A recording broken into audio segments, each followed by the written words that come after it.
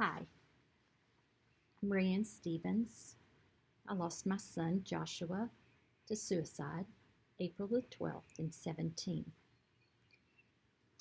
I'm going to read chapter 18 from Tom Zuba's Permission to Mourn. His life was taken from him much too early, said the priest, about the 24-year-old soldier who died while serving our country. His life was taken from him much too early. It's a painful belief that many of us breathe in, unexamined, unquestioned. He died too early.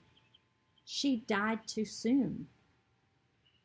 As if any one of us can point to someone who died right on time. The death of someone you love dearly cracks you open, wide open. It gives you the opportunity to question everything. Or you may remain asleep until the next time. Who or what gives life? Ultimately, in the biggest picture, the picture that is so enormously big that we can't begin to fathom it. Yet we try, and I think we should. Who or what gives and takes life? Is that true all of the time or just some of the time? Who do you become when you believe that the person you love so dearly was taken from you much too early? Who do you become when you believe that? And when you believe that, who does your version of God become? And how do you feel about a God who allows the people you dearly love to die much too early? And who would you be, and how would you feel, and how would you live life if you decided to believe that God, whatever you believed God to be, only allows each of us to die right on time, regardless of the circumstances of our death? What if you decided to believe that it could be no other way, that anyone dies right on time, even if you don't understand it and never will?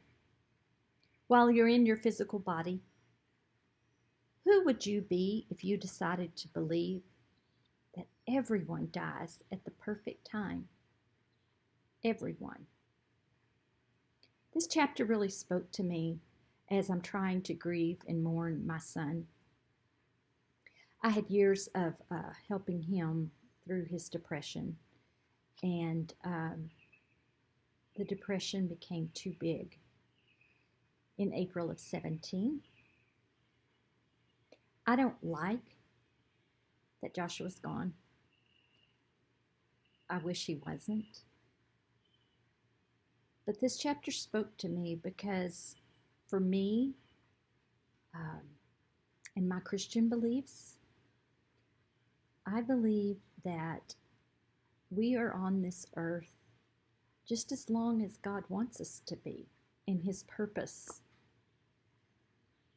I look at Joshua's life and I see the 18 years, almost 19 years of glorious yet hard time in the life he had. And I have to let myself believe that he was here as long as he needed to be, and that God allowed him to be here, and that God knew, he knew Josh was going to suffer, but yet he gave him to me. I forgot to mention Josh was adopted.